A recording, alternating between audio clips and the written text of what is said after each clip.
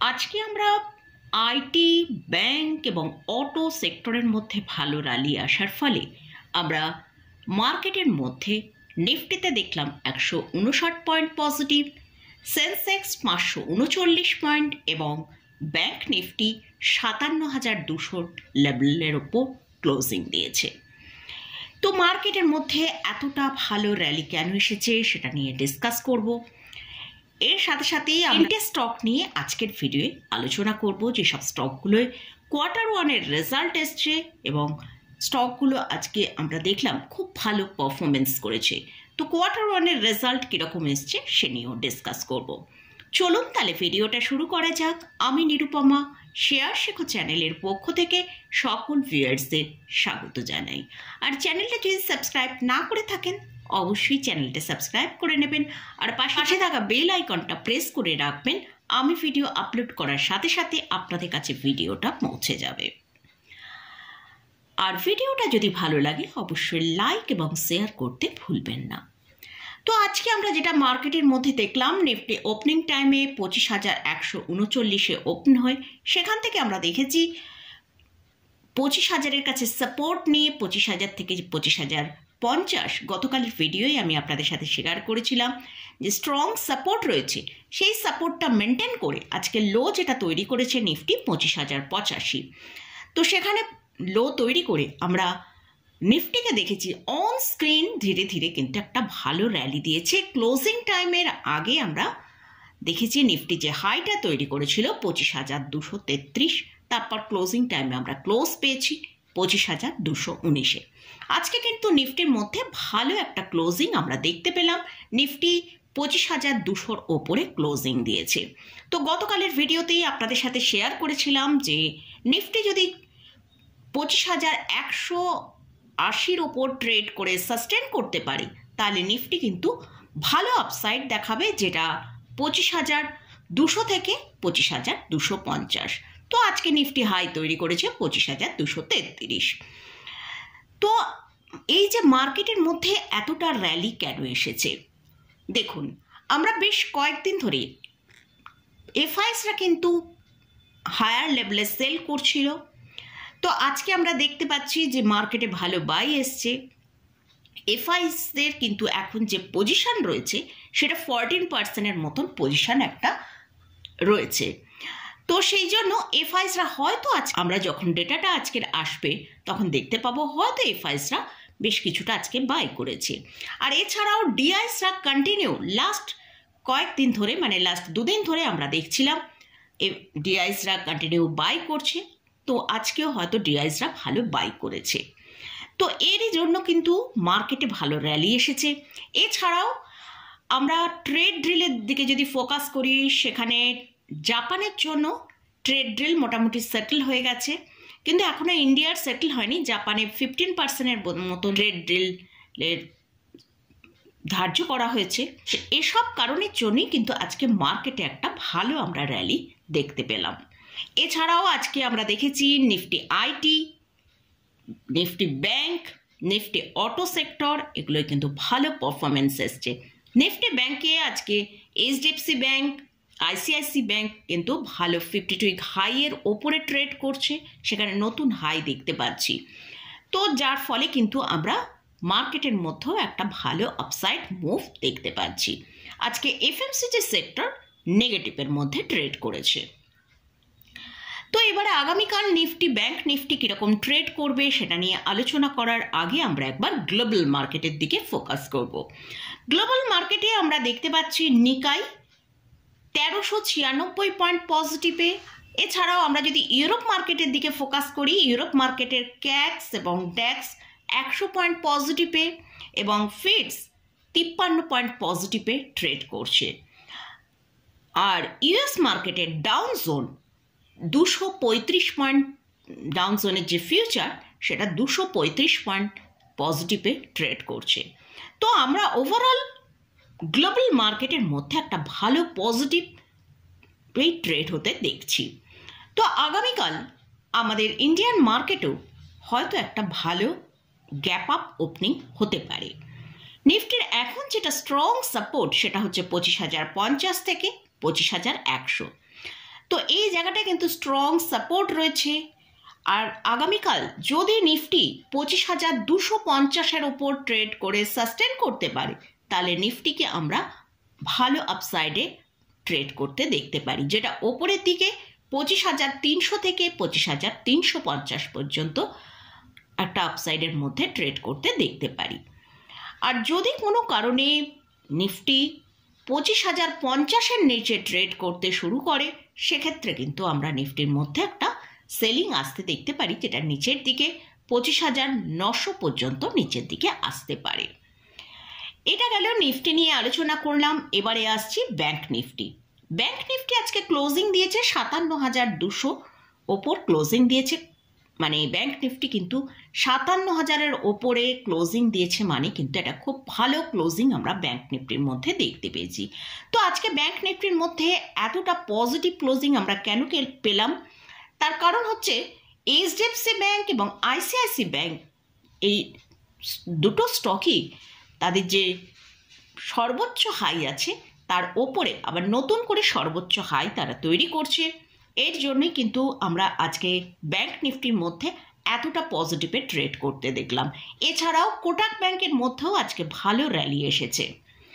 তো আগামীকাল যদি ব্যাংক নিফটি 57,270-এর ওপর ট্রেড করে সাস্টেন করতে পারে, তাহলে ব্যাংক নিফটি ওপরের দিকে 57,350 থেকে 57,450 পর্যন্ত একটা ভালো আপসাইড মুভমেন্ট দেখাতে পারে। আর ব্যাংক নিফটির জন্য এখন যেটা স্ট্রং সাপোর্ট, সেটা হচ্ছে 56,690 থেকে 57,750, এই জায়গাটায় কিন্তু স্ট্রং সাপোর্ট রয়েছে। তো এটা গেল নিফটি এবং ব্যাংক নিফটি নিয়ে আলোচনা করলাম। এবারে আসছি আজকে 3টে স্টক নিয়ে আলোচনা করব, যাদের Q1-এর রেজাল্ট আমরা এসেছে এবং সেখানে কীরকম রেজাল্ট এসছে সে নিয়ে ডিসকাস করব। ফার্স্ট যে স্টকটা নিয়ে আলোচনা করছি সেটা হচ্ছে ডিকসন টেকনোলজি লিমিটেড। স্টকের কারেন্ট প্রাইস চলছে 16,589 টাকা। আজকে স্টকটা প্রায় 2.96% র্যালি দেখিয়েছে, কারণ ডিকসন টেকনোলজির Q1-এর রেজাল্ট খুব ভালো এসেছে। সেটা নেট প্রফিট প্রায় ডবল হয়ে এসেছে। কীরকম Q1-এর রেজাল্ট এসছে সেটা আমরা এবার দেখে নেব। প্রফিট জুন কোয়ার্টারে এসেছে 280 করোড়। আর ঠিক এক বছর আগে জুন 2024-এ এদের নেট প্রফিট দেখিয়েছিল 140 করোড়। অর্থাৎ নেট প্রফিট ইয়ার অন ইয়ার বেসিসে ডাবল হয়েছে। আমরা কোয়ার্টার বেসিসে যদি দেখি, সেখানে নেট প্রফিট কিন্তু ড্রপ করেছে। আমরা নেট প্রফিট মার্চ 2025-এ দেখেছিলাম 465 করোড়। অর্থাৎ কোয়ার্টার বেসিসে কিন্তু নেট প্রফিটের মধ্যে ডিক্লাইন এসছে। এবারে আমরা যদি রেভিনিউর দিকে ফোকাস করি, রেভিনিউ ইয়ার অন ইয়ার বেসিসে 95% বৃদ্ধি পেয়েছে। জুন 2025-এ এসেছে 12,835 করোড়, আর সেটাই সেম পিরিয়ড জুন 2024-এর লাস্ট ইয়ারে এসেছিল রেভিনিউ 6,570 করোড়। অর্থাৎ সেখানে আমরা দেখতে পাচ্ছি যে রেভিনিউর মধ্যে একটা ভালো গ্রোথ এসেছে। আমরা যদি কোয়ার্টার বেসিসে দেখি, সেখানে আমরা দেখতে পাচ্ছি যে মার্চ 2025-এ এসেছিল 10,293 করোড়। অর্থাৎ কোয়ার্টার বেসিসেও কিন্তু আমরা দেখতে পাচ্ছি রেভিনিউর মধ্যে ভালো গ্রোথ আছে। তো তার ফলে কিন্তু আজকে আমরা স্টকের মধ্যে ভালো একটা মুভমেন্ট দেখলাম।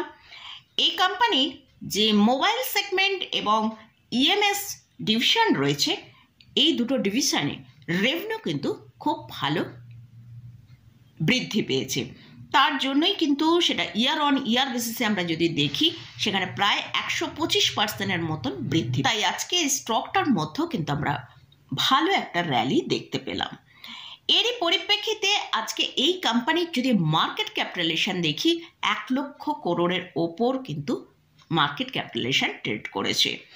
আর এই স্টকের ওপর বিভিন্ন ব্রোকার হাউসরা বাই রেটিং দিচ্ছে, যেমন এমকে গ্লোবাল ফাইন্যান্সিয়াল, তারা টার্গেট দিয়েছে 19,000। নেক্সট যে স্টকটা নিয়ে আলোচনা করছি সেটা হচ্ছে পেটিএম। স্টকের কারেন্ট প্রাইস চলছে 1,069 টাকা। স্টকটা আজকে প্রায় 1.80% র্যালি দেখিয়েছে। তো এই এই স্টকটা নিয়ে কয়েকটা দিন আগেই আলোচনা করেছি, তখন স্টকের প্রাইস চলছিল 970 টাকা। তো এই কোম্পানিরও রেজাল্ট এসেছে, সেখানে আমরা দেখতে পাচ্ছি রেভিনিউ 28% বেড়েছে। এছাড়াও কোম্পানি কিন্তু মানে আমরা যদি দেখি যে ম্যাক্সিমাম কোয়ার্টারই কিন্তু বড় বড় লস দেখিয়েছে। আমরা এই কোয়ার্টারের মধ্যে একটা ভালো প্রফিট কোম্পানি শো করাতে পেরেছে। কোয়ার্টারলি রেজাল্টটা একবার দেখে নেব। রেভিনিউ এসেছে, তো জুন 2025-এর রেভিনিউ এসেছে 1918 করোড়। আর ঠিক এর এক বছর আগে জুন 2024-এ রেভিনিউ তখন এসেছিল 1502 করোড়। অর্থাৎ ইয়ার অন ইয়ার বেসিসে কিন্তু আমরা রেভিনিউর মধ্যে ভালো গ্রোথ দেখতে পাচ্ছি। আর যদি আমরা কোয়ার্টার অন কোয়ার্টার বেসিসে দেখি, সেখানে আমরা মার্চ 2025-এ দেখছি 1912 করোড় এসেছিল। অর্থাৎ কোয়ার্টার অন কোয়ার্টার বেসিসে আমরা রেভিনিউর মধ্যে একটা ফ্ল্যাট টু পজিটিভের মধ্যে এসেছে জুন কোয়ার্টারে। এবারে আমরা নেট প্রফিটের দিকে ফোকাস করব। নেট প্রফিট আমরা দেখতে পাচ্ছি জুন 2025-এ এসেছে 122 করোড়। এটাই ঠিক এক বছর আগে জুন 2024-এ নেট প্রফিট তো হয়নি, নেট লস হয়েছিল 840 করোড় নেট লস হয়েছিল।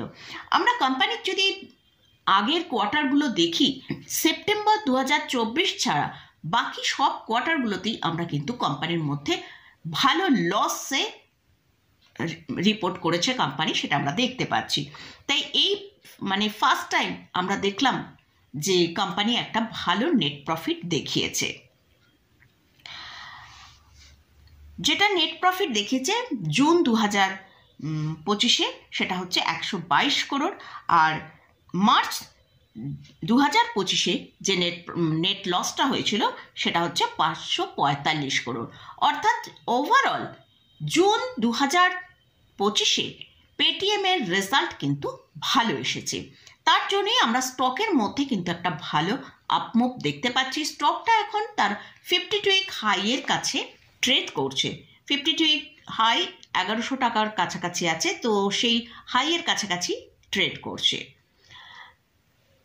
লাস্ট যে স্টকটা নিয়ে আলোচনা করছি সেটা হচ্ছে ইটারনাল লিমিটেড জোম্যাটো। স্টকের কারেন্ট প্রাইস চলছে 302 টাকা।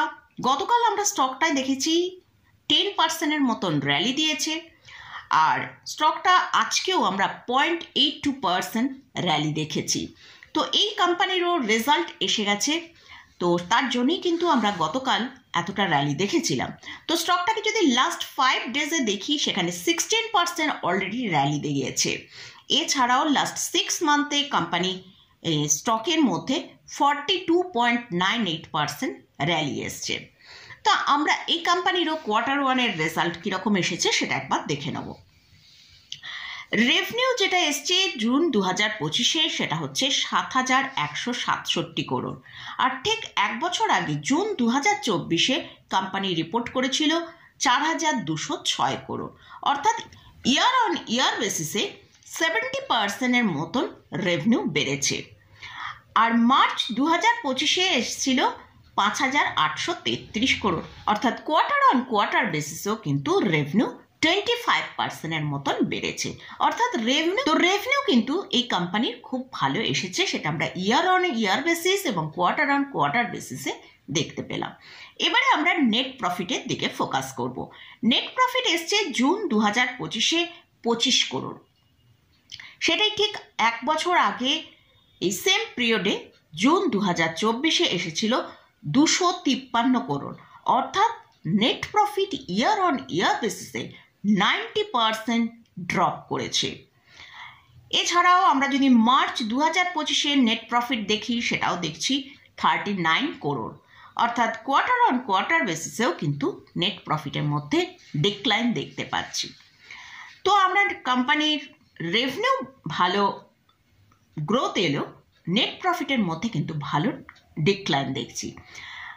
কিন্তু এই কোম্পানির এই স্টকের মধ্যে এতটা ভালো পারফরমেন্স আমরা দেখতে পাচ্ছি এই কারণেই, কোম্পানি যে গাইডেন্সটা দিচ্ছে সেখানে বলেছে যে আগামী 6 মাসে এই কোম্পানির মধ্যে আরও ভালো গ্রোথ আসার সম্ভাবনা আছে। তারই পরিপ্রেক্ষিতে কিন্তু স্টকের মধ্যে এতটা র্যালি আমরা দেখতে পেয়েছি এবং বিভিন্ন অ্যানালিস্টরাও মনে করছে এই স্টকটা আগামী দিনে ভালো বুলিশ হতে পারে। তো টার্গেট হিসেবে তারা 400 টাকার টার্গেট মনে করছে আসতে পারে। তো মোটামুটি এইসব স্টকগুলো নিয়ে আলোচনা করলাম এবং ইন্ডেক্স নিয়ে আলোচনা করলাম। এই স্টকে বা ইন্ডেক্সে কোথাও কোনো রেকমেন্ডেশন নেই। স্টক বা ইন্ডেক্স কোথাও কোনো পজিশন নিতে চাইলে অবশ্যই তার আগে ভালো করে চার্ট অ্যানালিসিস করে নিয়ে তারপরেই পজিশন নেবেন। আমি জাস্ট এডুকেশনাল পারপাসে আপনাদের সাথে এই ভিডিওটা শেয়ার করলাম। তো মোটামুটি আজকের মতন ভিডিওটা এখানেই শেষ করছি। ভিডিওটা যদি ভালো লাগে অবশ্যই লাইক করবেন, শেয়ার করবেন, সাবস্ক্রাইব করবেন। ধন্যবাদ।